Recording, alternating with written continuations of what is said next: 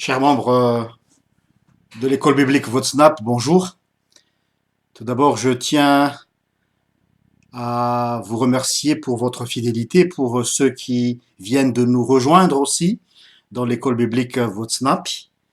L'école biblique Votsnap est une initiative de l'Union des églises luthériennes franco-malagasy dans le but de nous donner les moyens nécessaires pour ceux qui veulent encadrer ou ceux qui veulent participer dans les accompagnements ou dans l'évangélisation ou surtout dans vos ministères respectifs au sein de vos propres églises. Notre objectif, c'est pas d'avoir des gens pour nous, mais pour former des disciples. Donc nous continuons notre parcours biblique. On s'est arrêté au livre de Ruth, mais avant cela, je tiens quand même à vous dire, pour ceux qui viennent de nous rejoindre et ceux qui se sont inscrits, l'école biblique Votsnap est gratuite, c'est la devise et nous allons essayer de garder ce cap, cet objectif. Par contre, ceux qui veulent nous aider, nous donner un coup de main, donc ce serait avec plaisir de recevoir vos aides. Bon, donc pour ceux qui sont à Madagascar, tenez le numéro MVOUL où vous pourrez envoyer vos dons. MVOUL à Madagascar 034 64 199 27. Je reprends le MVOUL 034 64 199 27. Pour ceux qui sont en Europe, alors veuillez me contacter directement à mon adresse mail pastourajeanluc@gmail.com. Pastourajeanluc en un seul mot, en minuscule. Voilà. Nous allons continuer notre parcours biblique, une sorte d'introduction ou des grandes lignes plutôt des livres, puisque les introductions de chaque livre biblique, nous avons vraiment pas mal de données dans les Bibles, la Tob ou bien dans des livres qui sont vendus en librairie. Mais moi, ce que j'aimerais apporter ici, c'est les lignes, on va dire les grandes lignes où il faudrait mettre un accent un peu plus là-dessus. Nous continuons avec le livre de Samuel. Le livre de Samuel met en avant trois grandes figures bibliques. Bien sûr, Samuel, il y a aussi le roi Saül et le roi David. Voilà les trois personnages principaux. La structure du livre de Samuel montre bien ces trois figures. Dans la première partie, dans 1 Samuel chapitre 1 verset 1 à 15, je ne vais pas le lire, mais juste énumérer, 1 Samuel chapitre 1 verset 15, où on parle du début de la monarchie. Et quand on parle de début de la monarchie, c'est-à-dire le premier roi en Israël, c'était Saül. La deuxième partie, dans 1 Samuel chapitre 15, jusqu'au deuxième livre de Samuel, pardon, chapitre 24, où on parle du règne de David, son ascension au pouvoir et les histoires dramatiques, l'histoire de David, sa succession. Samuel avait en quelque sorte deux casquettes. Il était à la fois roi et juge. À l'époque, il n'y avait pas encore de roi, il faisait encore partie, on va dire, de la lignée des juges. Il était juge et aussi en même temps, il était prophète. On va lire un passage dans 1 Samuel, le chapitre 8, verset 7. 1 Samuel, chapitre 8, verset 7, au nom de Jésus. Le Seigneur dit à Samuel, écoute le peuple en tout ce qu'il te dira. Ce n'est pas toi qu'il rejette, c'est moi qu'il rejette, et ils ne veulent plus que je sois roi sur eux. Voilà. Samuel était triste, si on lit ces passages, triste de l'attitude d'Israël, non seulement pour l'Éternel, mais aussi pour lui. À un certain moment, le peuple d'Israël n'en voulait plus d'un juge, il voulait un roi. Et le souhait d'avoir un roi à part signifiait que le peuple ne voulait plus Samuel en sa qualité de juge. C'est presque une rébellion, quoi. Et cette double fonction, juge et prophète, était problématique tout au long de ce livre de Samuel. Et le jour où Saül ne pouvait plus attendre, parce qu'on voit bien à l'arrière-plan, entre les lignes, un jour, Saül ne pouvait plus attendre Samuel parce que il a pris du temps pour faire le sacrifice avant d'aller attaquer les Philistins, leurs ennemis. Alors, il s'est mis à faire le sacrifice lui-même. Il dit, pourquoi pas moi? Moi aussi, je peux le faire. Alors là, on voit déjà un conflit d'intérêts entre le roi, un conflit de pouvoir qui ne date pas d'aujourd'hui, mais depuis toujours. Et donc là, Samuel était furieux, car on peut comprendre que non seulement qu'il n'a plus la fonction de juge ou de roi, mais encore en plus, on voulait lui retirer sa prérogative de sacrificateur. Donc, vous voyez dans cette histoire, même si c'est une histoire un peu banale, un peu comme l'histoire aujourd'hui entre les politiciens, ceux qui veulent se battre pour avoir le pouvoir, mais on peut sentir la tension dans la distinction des pouvoirs.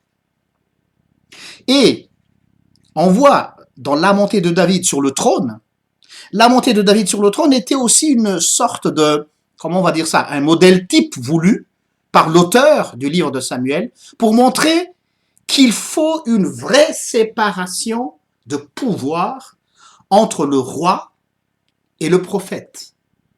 Il y avait cette tension. Et à l'image de la bonne entente qu'il y avait entre David et Nathan, vous voyez très bien, on montre aussi ce contraste que chacun est à sa place respective.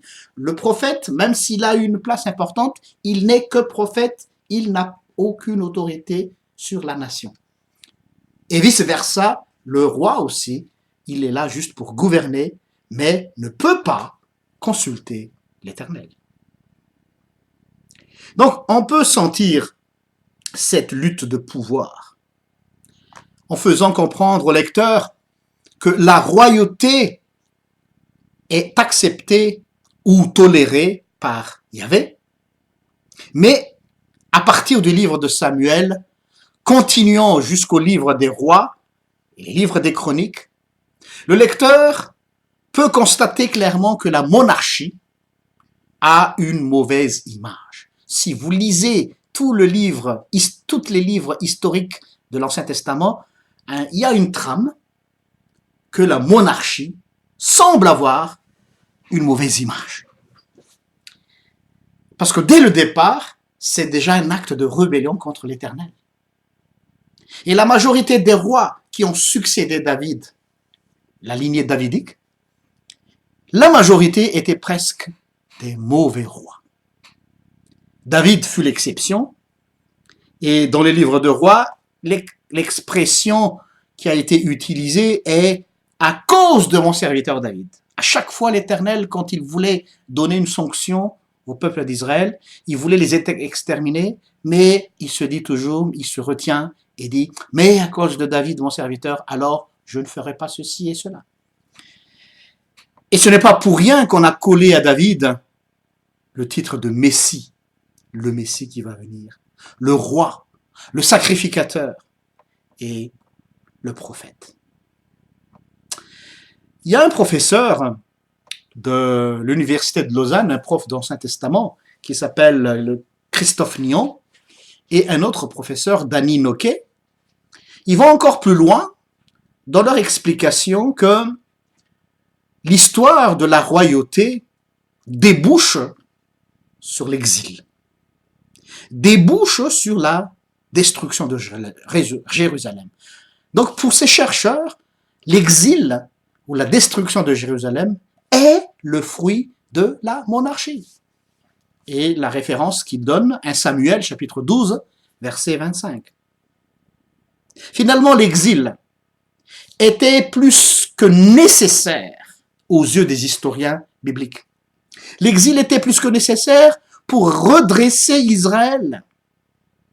afin qu'ils puissent comprendre que leur roi les amenait au péril. Il n'y avait plus de roi après l'exil, rappelez-vous. Après la captivité babylonienne, quand Israël est revenu à Jérusalem, il n'y avait plus de roi, ni de juge. Donc il y avait une crise de pouvoir.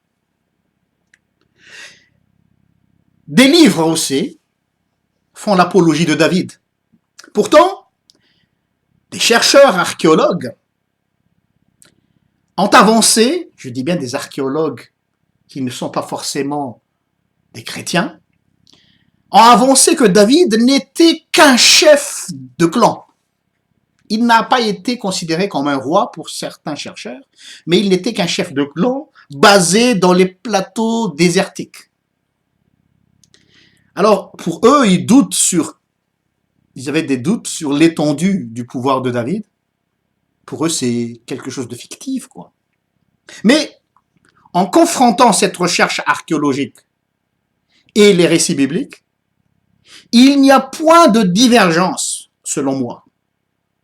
Car, par exemple, si vous lisez le livre dans le 2 Samuel chapitre 7, verset 18, il admet qu'il n'est rien du tout, David, c'est David qui l'a dit, je suis rien du tout, ce n'est pas une fausse modestie, c'était sur base de faits réels, lorsque David avait dû fuir et vivre dans les grottes pour fuir Saül et soldats.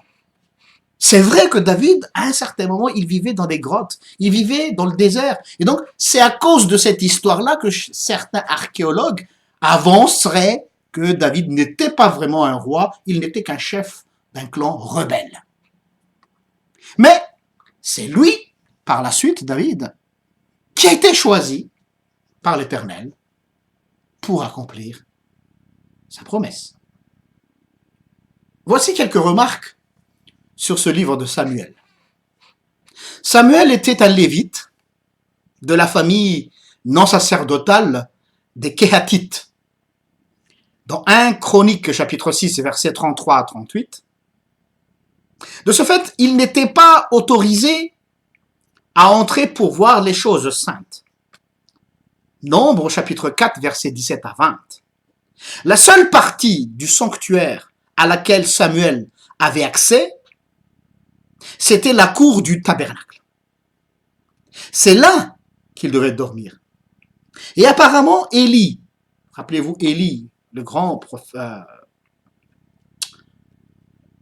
prêtre, il dormait lui aussi quelque part dans la cour. L'expression où on disait « où se trouvait l'arche de Dieu » fait donc manifestement référence à l'ensemble du tabernacle. Il était d'abord lévite, Samuel, avant de devenir prophète. Autre remarque, Samuel. Samuel qui offrait un holocauste à Yahvé, à Mitzpah, et a bâti un autel à Rama, alors que le sacrifice ne devait être offert régulièrement qu'au lieu où Yahvé avait choisi. Deutéronome chapitre 12, versets 4 à 7, verset 13, verset 14. Je reprends. Deutéronome chapitre 12, versets 4 et 7, verset 13, verset 14, et Josué chapitre 22, verset 19. Samuel demeure fidèle à Yahvé toute sa vie. Mais ses fils ne marchaient pas dans les voies de Dieu. Et dans sa vieillesse, Samuel établit ses fils, Yoël et Abiva, comme juges aussi. Mais il est dit qu'ils ne marchaient pas dans ses voies, mais ils penchaient du côté du gain injuste, ils acceptaient des pots de vin et faisaient dévier le jugement. Alors leur conduite amena les anciens d'Israël à demander un roi. C'est ça qui a causé la chute. 1 Samuel chapitre 8, versets 1 à 5. D'autres points à soulever. Concernant l'esprit mauvais, rappelez-vous l'esprit mauvais qui terrorisait Saül dans le livre 1 Samuel chapitre 16 verset 14. Cet esprit est présenté comme venant de la part de Yahvé. Intéressant. Comment ça se fait que c'est un esprit mauvais? Or, il est dit que cet esprit vient de Yahvé. Donc, il y a un débat. Et souvent, on interprète que Dieu a enlevé son Esprit Saint à Saül ce jour-là. Mais cela n'est pas explicite. Ce qu'il faut savoir, que l'onction royale dans l'Ancien Testament a été toujours considérée comme l'onction de l'Esprit de Dieu sur le roi qui a été choisi. Et donc, quand il est dit que Yahvé lui a enlevé le royaume entre ses mains, il est plus que normal de voir Saül tomber dans une dépression totale. Il n'a plus sa tête. Et il peut vraiment tomber dans la démence. La preuve, quand David jouait de la musique, il se calmait à un certain moment. Donc, c'était une dépression. Quelle vérité fondamentale est mise en valeur par la vie d'Élie, de Samuel, de Saül, de David? Et celle-ci. On peut résumer la chose ainsi. Obéir vaut mieux qu'un sacrifice. Être attentif vaut mieux que la graisse des béliers. Voilà la leçon de morale, la leçon biblique que nous allons retirer de ce livre de Samuel. Sur ce, je vous donne rendez-vous pour la prochaine fois en étudiant cette fois-ci les livres de rois. Au revoir.